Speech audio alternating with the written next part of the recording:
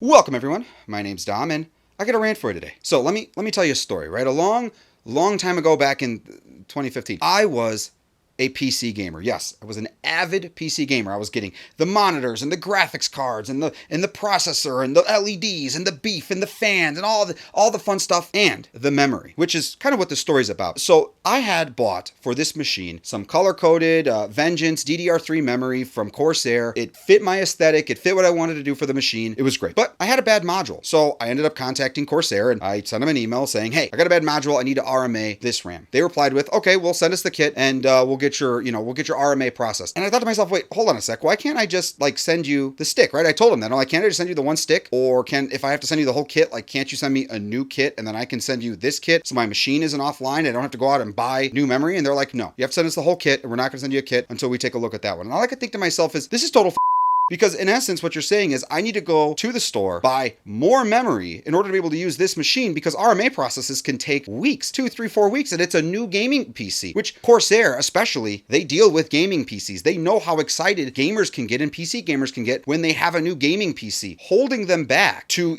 basically say, yep, you know what, I know you got new memory, but you're gonna have to wait or go buy new memory, potentially running the risk of not being able to return it because maybe you broke it or you damaged it or it's past the return date because we took too long to RMA your stuff.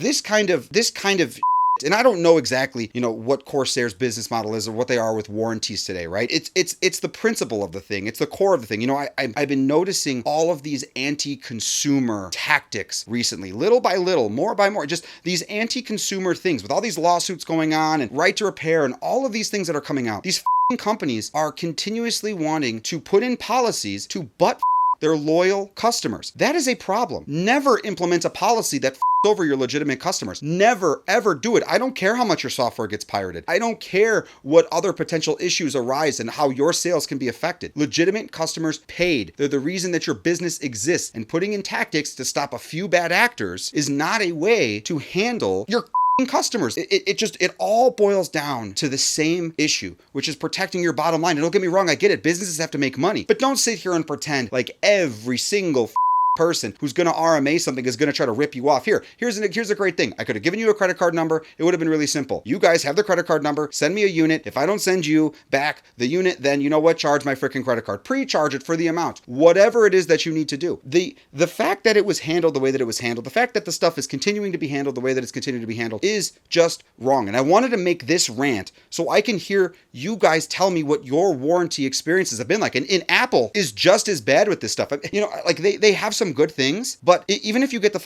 Apple Care, you're spending all this money on Apple Care, but guess what? You still have to pay a deductible. You're not just going to get your stuff fixed. What's the point of the warranty if it's going to be a pain in the ass? Why is it every single time I buy a electronic at Target, I get asked if I want to buy the damn protection plan? I get that that's, Best Buy and Target's way of, getting a little bit of extra money.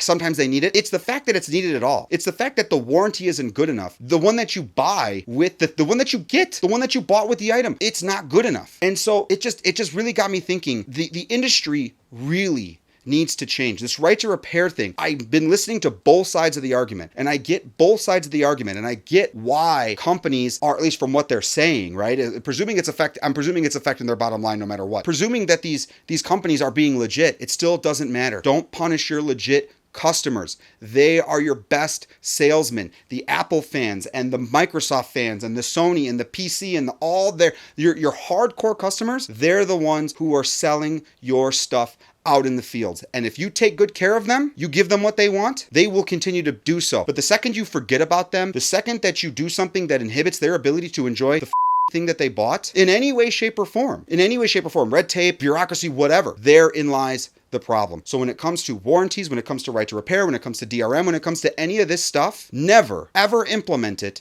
if it affects your customers in any way, shape, or form. And when it's all said and done, if you're not going to make as much this quarter, but you're still going to grow, then just do it. Don't be asshats about it. And so that concludes this rant, guys. Please be sure to leave a like, comment, let me know. I want to know your guys' warranty experiences. And please consider sharing the video. It helps out a ton. And as always, talk to you soon.